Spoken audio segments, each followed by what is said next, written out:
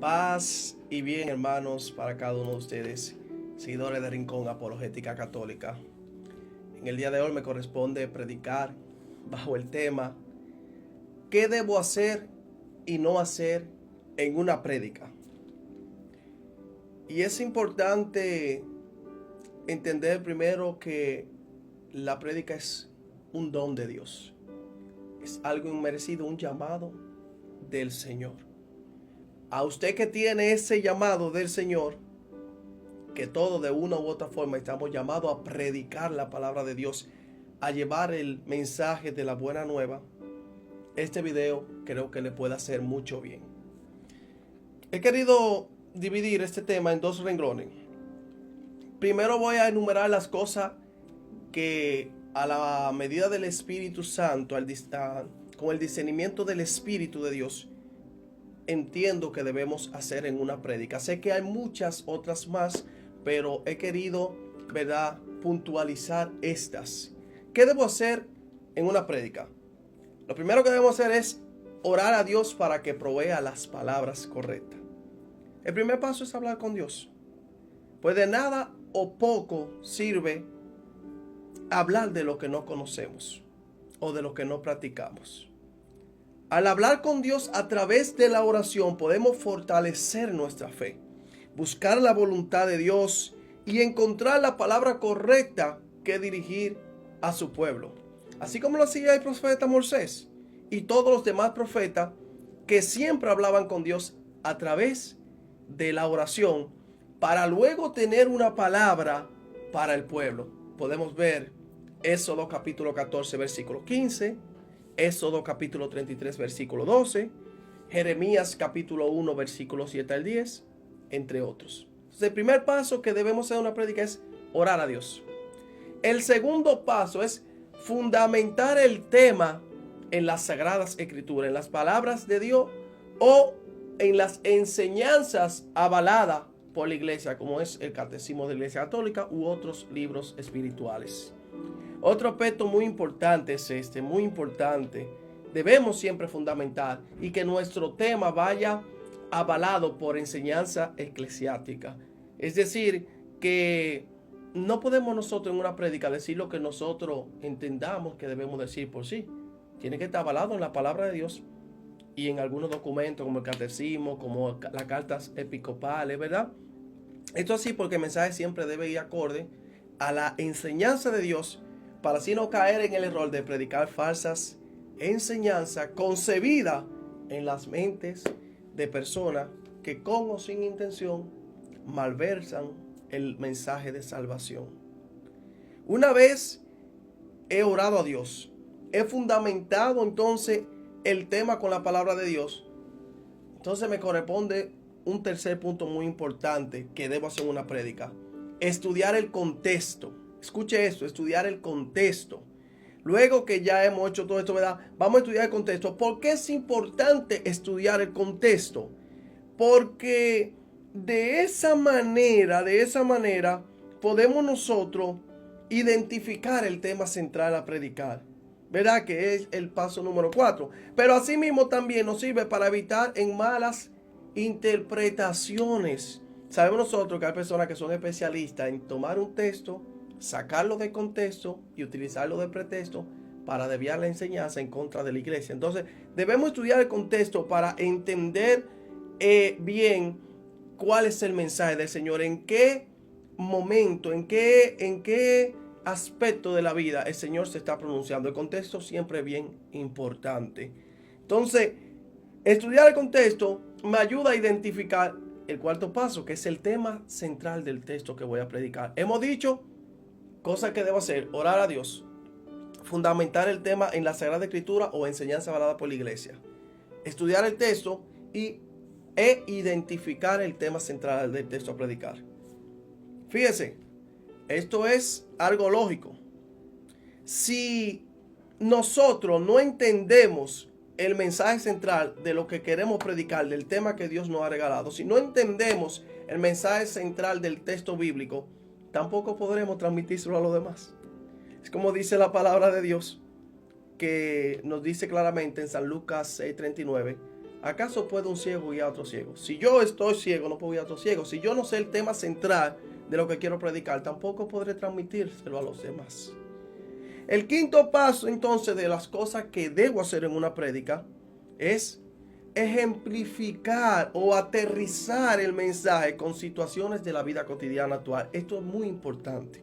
Fíjense, siempre es bueno y válido utilizar elementos de la vida cotidiana o establecer ejemplos de las situaciones que vayan acorde con el mensaje. Pues de esta manera la prédica se dinamiza, ¿verdad? Cuando usted comienza a utilizar elementos de la vida cotidiana, diaria, la persona comienza a tener un mayor interés, se dinamiza la prédica, y muchas personas que tienen un aprendizaje, una inteligencia empírica, entonces cuando usted le habla con cosas sencillas, entienden más. Esto es muy importante. Recordemos a Jesús, ¿verdad?, utilizando las parábolas como la del sembrador en Mateo capítulo 13, versículo 1 al 9, la de los talentos, Mateo 25, capítulo 14 al 30, entre otras. Una vez ya ejemplifico, pongo situaciones de la vida cotidiana, entonces el sexto y último paso de las cosas que debo hacer, trascendental, sintetizar o puntualizar el mensaje final. Finalizando la prédica, siempre es muy importante realizar una síntesis de los puntos fuertes del mensaje, es decir, la idea central que identificaste allá, ¿verdad? Dejando claro al receptor del mensaje, quien está recibiendo el mensaje, sobre cuál es la enseñanza final del mensaje de salvación compartido.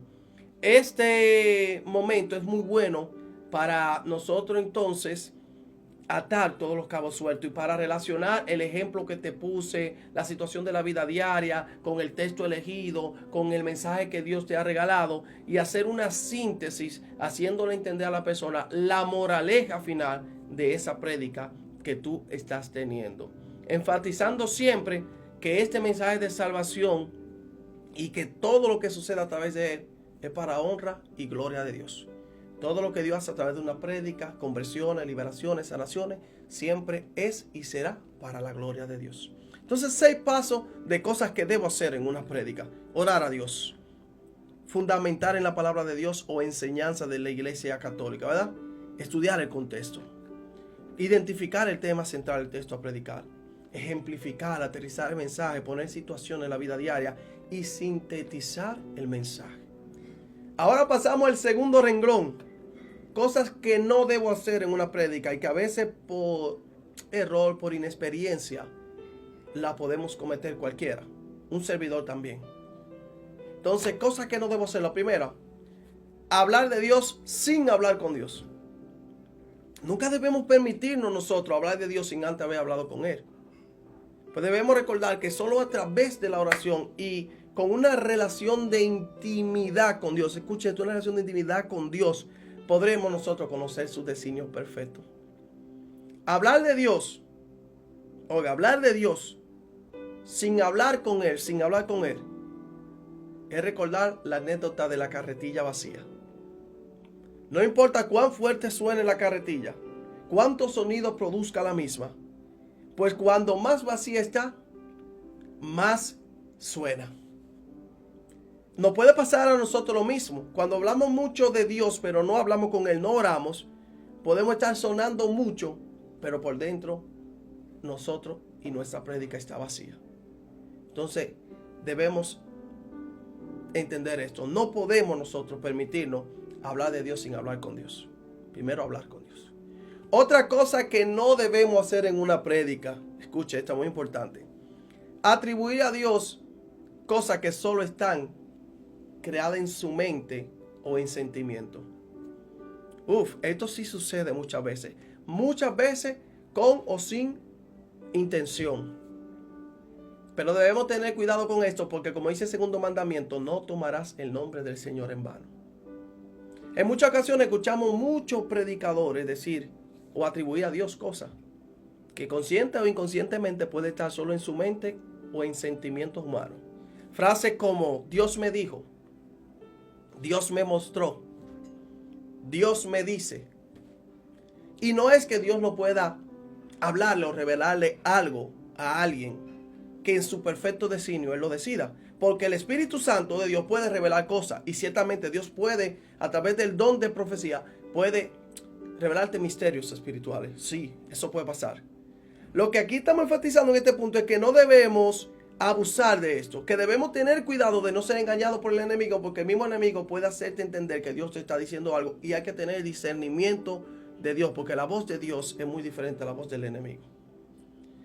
A veces, por la inexperiencia, por la emoción, podemos dar engañarnos al enemigo y fácilmente cualquier cosa se la atribuimos a Dios. Y como claramente eso no viene de Dios, ¿te han visto cuántos predicadores que profetizan cosas que como no viene de Dios? ¿Qué hace el enemigo? La gente comienza a dudar de quien está predicando el mensaje porque está diciendo cosas que no se cumplen y el enemigo comienza a burlarse y a dejarnos avergonzados como mentirosos delante de quien recibe el mensaje.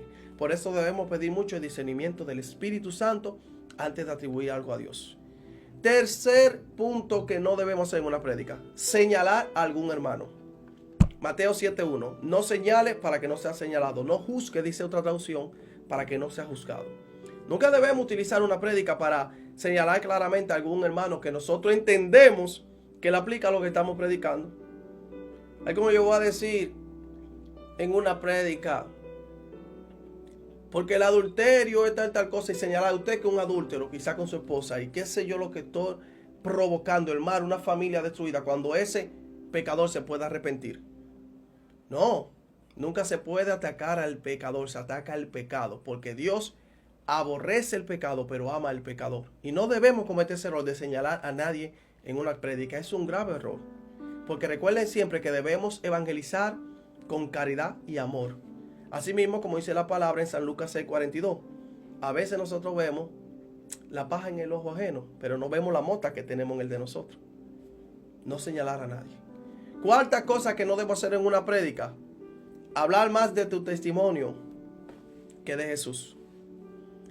Siempre debemos recordar que el mensaje de salvación debe estar centrado en Dios y no en nosotros.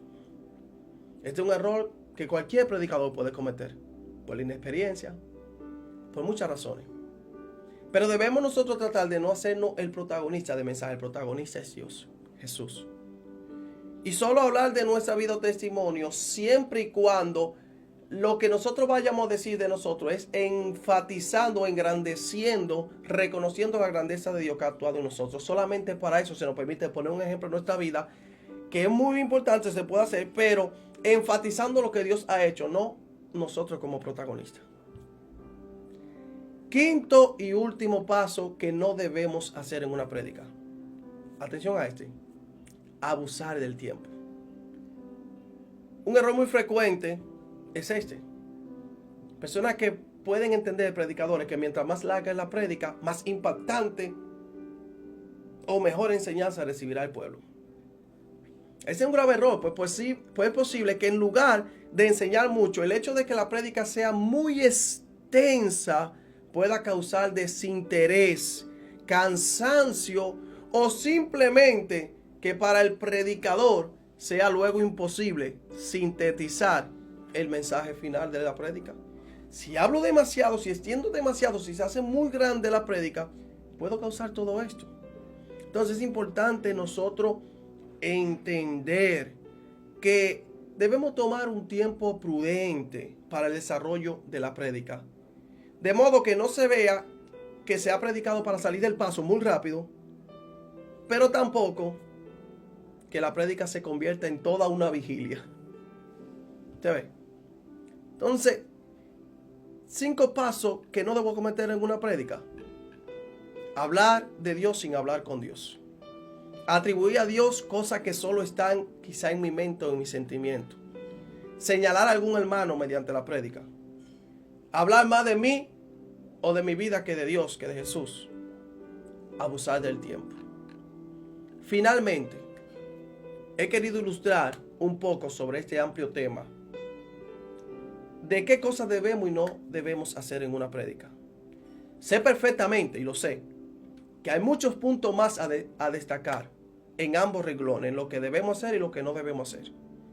Pero quise sintetizar en lo que a la luz del Espíritu he considerado como los puntos más trascendentales para que cada uno de ustedes que tiene el llamado, el don a la prédica, pueda aplicar para lograr un buen resultado a través del ejercicio de la misma.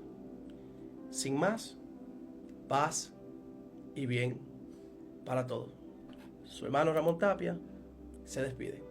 Bendiciones abundantes.